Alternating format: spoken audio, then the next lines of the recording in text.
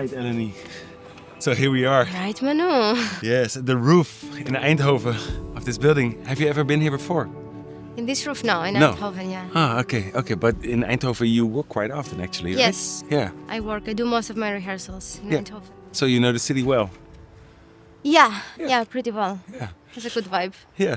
We need to talk, Eleni. We need to talk. We need to talk. There's always a reason to talk, right? To have the conversation. Yeah. Behind you there's a big clock over there. It's also called Het Klokgebouw. What does it symbolize for you? The concept of time is something which I don't like that much. Like literally the time. Like you have to be there on time. Yeah, of course. Like we live by the clock and we live by agendas. And as a writer wrote, a Greek writer, with this fucking invention called clock, we're pushing our hours and days as if they are a burden. Time as a tool for structure. Yes. Yeah. This defines how people perceive us in life, and defines how we perceive ourselves. Because if you do not go according to that clock, then you're perceived differently from the society. And you do not always have the strength to say, no, I stand my own ground and I'm going to stand with my own clock. So it takes quite some resistance and strength to be able to fight this universal social construct, which is the clock of life. Yeah. Do you need to be brave to be an artist or to be a...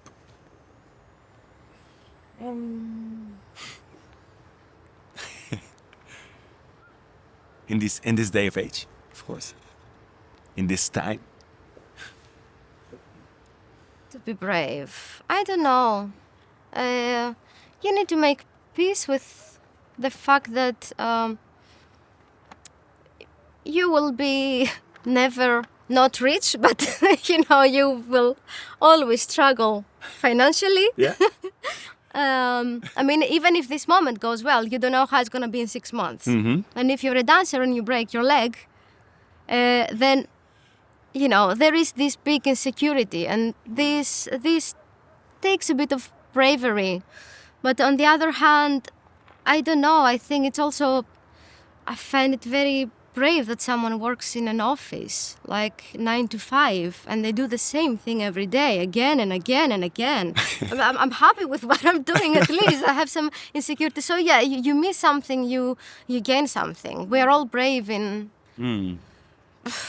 Yeah. Yeah, I don't know if there is the ideal kind of daily life.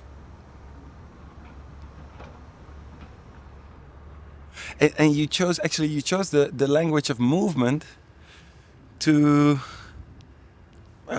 use actually and to do your research with. When did you choose actually for this approach? When did it choose you as one of the narrators? Yeah, well, I always liked to dance, to move my body, but also to move through life, to move mentally. So if the question is when I started dancing, I don't know, because I like dancing, so I was dancing from a young age.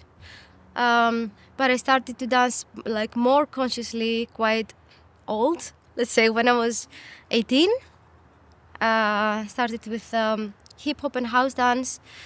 And then I wanted more, I wanted different things, I wanted to communicate things with what I do, and then I had the urge to do a study and go beyond hip hop and house dance. And therefore I entered the academy, the Fondis in Tilburg, where I did eventually the Bachelor's of Choreography. Yeah. So this is like more the dance, but you mentioned the word movement, which for me is a bit different than dance. Oh, what's the difference? dance involves movement, but movement is not always dance. So at some point I started questioning what's the point in all the movement within dance, and what is the urgency to make a movement. And then a couple of years ago I had a shift that I decided this might change tomorrow, but This reality, you mean? this decision. This decision might change. Okay, yeah. I decided that I do not wish to make unnecessary movements or aesthetic movements, that I want to use the skills that dance gave me, the skills to use my body and the movement in order to communicate something with my movement. So the movement is more of a tool instead of the purpose. Yes. The aim. Yeah, because some of your work, you could say it's quite activist. They say so. They say so, exactly. And but is change, how important is change for you in that sense?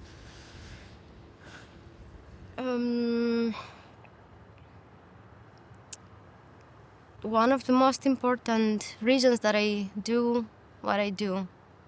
Is change. Yes. The need for change. Yeah. Yeah.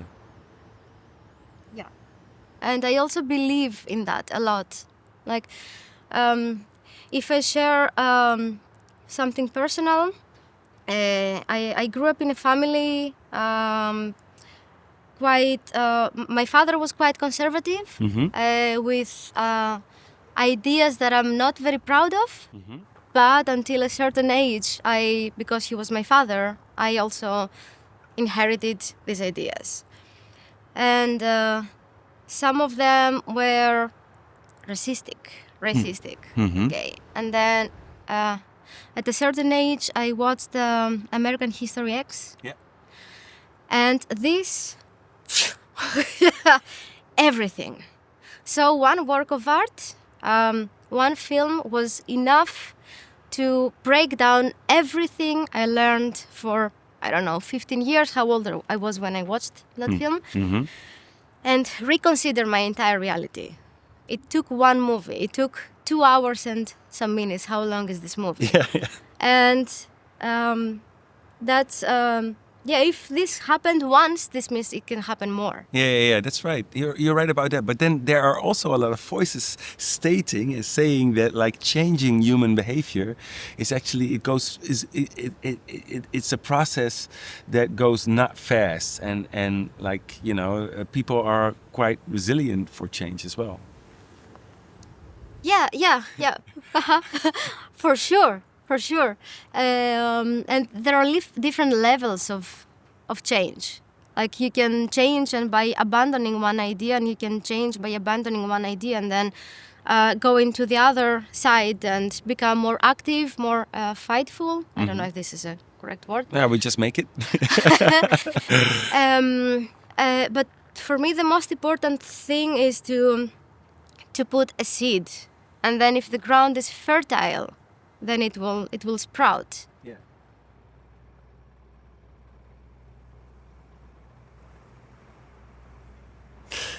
So let's dive a little bit into your process of making, because you talked a lot about teams and what drives you as well as a maker. But then there's also this process and this approach, and you could say, or some people say, that your approach is quite sober. You have this DIY mentality, do it yourself. Sometimes you even do your own sound and lights yourself in a performance. What is the reason for this approach?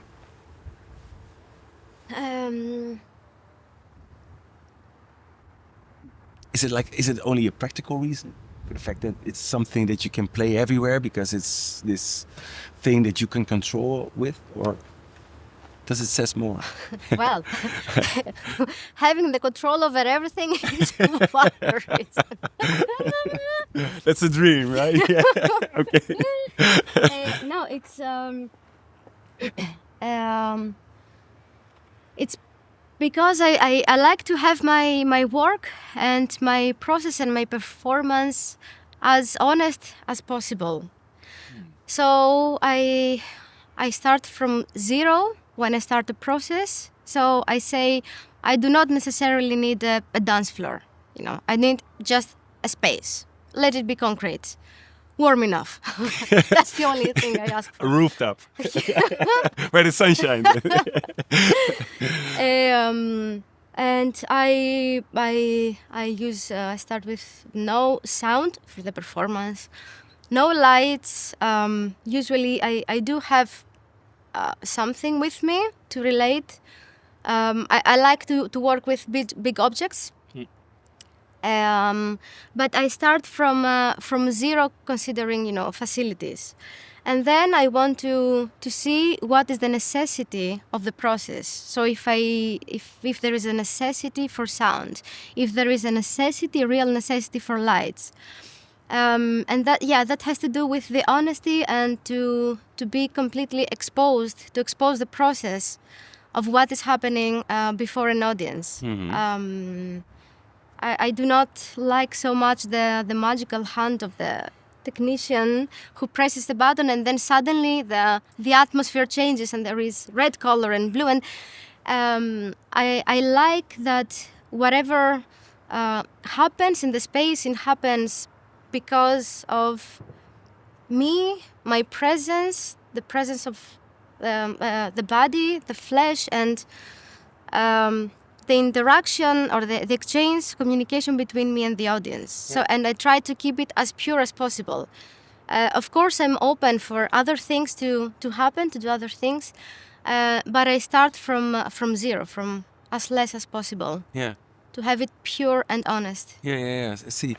And in what way, or actually, what do you hope that your audience perceives while they are spectators at your performance? What do you hope that they get from that? Is there also do you want maybe to tell your audience, take your responsibility to fix your own stuff, to do your own, be responsible?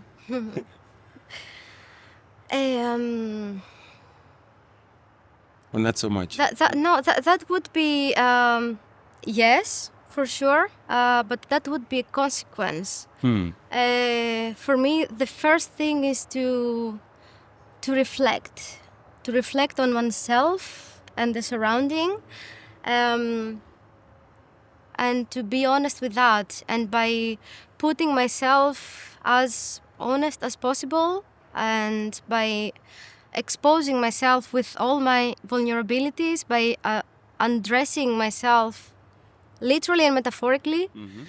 I want to, with this kind of sensitivity and vulnerability, I wish to also inspire the audience to look first on themselves. Yeah.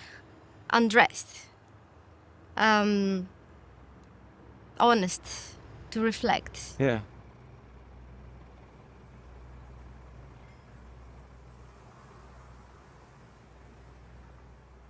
So what's so interesting about your work, Eleni, is also that you perform a lot outside of the traditional theater, black boxes, and experiment a lot in different environments and different spaces. Could you explain to me, why is that? Why are you looking for these different environments to perform in? So there is two types of different environments, and connected to different reasonings behind. One is that if I perform, let's say, even if it's within the space of a theater, but not black box, but it can be the basement, it can be the bar, it can be moving through the space. This provides a different state of being for the audience. So in the black box, you have the audience comfortably sitting, laying back, and then they are more passive. And they're passive and they wait from you to give them something. Yeah. But when it's in a different place, then in a different space, then the audience, they are also physically, they have no choice but be in a different state than being comfortable and passive. So just by physicality, this puts them in a different state of being. Also the environment, like if it's a basement, it's more rough. It gives a different atmosphere in the whole performance and the entire experience. So it's by changing the situation and the context of the audience, putting them in a different state of being, in a different state of receiving and perceiving. And then there is the different spaces in a way of different contexts. For instance, being performing in a place where usually they do not watch dance performances or performances. So, for instance, last year I was performing in a festival, experimental festival that has all sorts of arts, and they placed my work in a metal bar, and before me and after me there was punk concerts. So this audience would not watch a performance like mine. So it's a way to open the dance performance world to different people. Open those people to dance performance. So it's a meeting of different audiences and different art forms. But also for me, the experience as a performer to be performing in before this kind of audience, it's something very, very precious, because I need to rediscover my work and myself in the moment. It's a super nice, super intriguing experience and experiment. Yeah, it sounds super exciting as well, Super right? exciting. Yeah, but Super exciting. and a little bit anxious maybe. Yes. Right? Yes. It's so challenging to that. Okay, these people that they have been banging their heads for the past 1 hour, now they need to shut up and listen to me and watch it me. So it's super exciting, scary, but if this is done, then it's one of the best feelings that you can have as a performer at this moment. It's exceeding your own boundaries and possibilities. Yeah. Is there already yet one best environment in which you performed? You thought, wow, this was such an amazing experience. Yes, during this the Murph Festival in the metal bar, the Little Devil in Tilburg, in between two punk concerts. That was bam. Bam.